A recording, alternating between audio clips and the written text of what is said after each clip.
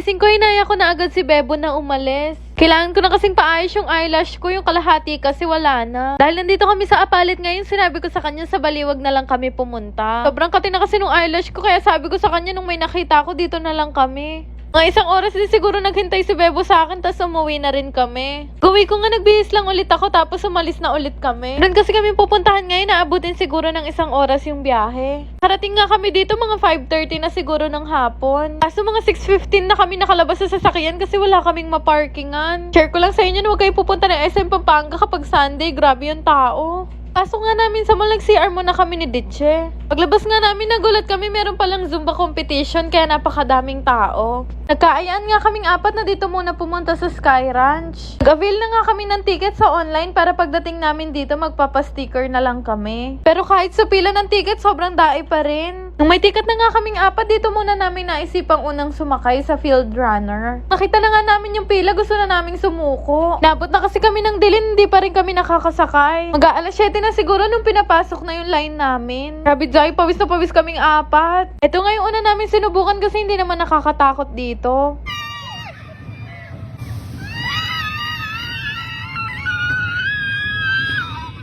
Sunod nga na naisipan namin sakyan itong Happy Swing. Si Juno kasi takot sa mga rides kaya ayaw niya sumakay sa mga matataas. Tawa nga ako kasi hindi namin katabi si Bebo dahil hindi siya kasya dun sa maliit na upuan. Pagkatapos nga namin sumakay sa Happy Swing, dito na namin naisipan sumakay sa Vikings. Kaya lang hindi kami sinamahan ni Juno dahil ayaw niya talaga. Mga ilang minuto lang naman kami pumila, nakasakay na rin kami. Kami na nga yung pinaunang sumakay dahil kailangan pa raw ng tatlong magkakasama. Tapos si Juno naghintay na lang sa baba, binidyohan na lang niya kami. Magsisimula pa nga lang pero parang gusto ko nang ipastop kay kuya. Ano ba naman dito kami sa dulo pinasakay? Habang papatagal na nga ng papatagal, papataas na din ng papataas.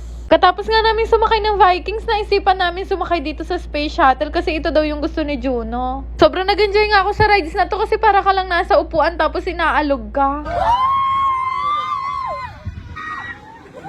Si Richie nga rin nag-enjoy talaga sa rides na to.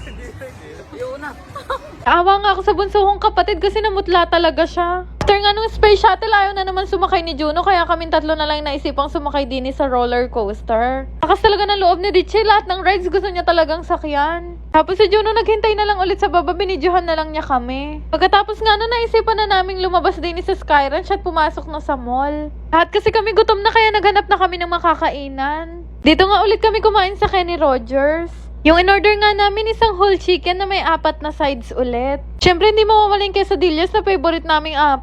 Pagkatapos nga namin kumain, lumabas na kami kasi pasara na din yung mall. Labas nga namin umuulan pala kaya sabi ni Bebo siya na lang daw kukuha ng sasakyan tapos dadaanan na lang daw niya kami. Mga 20 minutes lang naman yung binyahe namin from San Fernando to Apalit. Makauwi na nga kami, tinuruan ko sila maglaro nitong Phoenix game. Pero syempre tinuruan ko muna sila kung paano mag-register. Kailangan lang naman yung phone number na ginagamit mo sa GCash. Mag-create ka lang ng password at i-confirm mo. Tapos yung OTP naman marireceive mo yun once na nilagay mo yung number mo. Ganun lang naman kadali mag-register, pwede ka na makapaglaro. Sa alam nyo naman na kung paano mag-cash in, tuturuan ko na lang kayo nitong nilalaro ko. Dito kasi ako madalas manalo kaya marami ring nagtatanong sa akin kung anong laro to. Ang name nga ng laro na to, Benz and BMW. Sobrang dali nga lang na mechanics nito, hintayin mo lang kung saan mag-stop yung ilaw. Kagaya nito, unang bet ko palang nanalo na ako ng 400 pesos. Ito ngayon nilalaro ko kasi ito'y lagi ko nilalaro sa mga laruan sa SM. Sobrang effortless kasing laruin to, biruin mo maghihintay ka lang kung saan hihinto yung ilaw tapos mananalo ka na agad. Yung pangalawang bet ko nga nanalo agad ako ng 1,700. Pero syempre hindi laging swerte, minsan natatalo din ako pero mas madalas pa rin talaga akong manalo.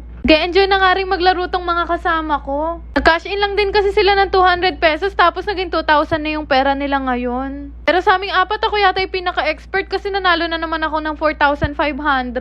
Kaya itry nyo na rin to kasi sobrang easy money talaga dito sa Phoenix game. Ang galing nga kasi yung 500 na kinashin ko kanina, 10,000 mahigit na. Dahil nanalo na kaming apat, sabi ko sa kanila mag-stop na kami dahil baka mabalis pa. After nga naming manalo sa Phoenix game, naisipan naman naming apat maglaro nitong Uno. Ito kasi talaga yung nilalaro namin bago matulog.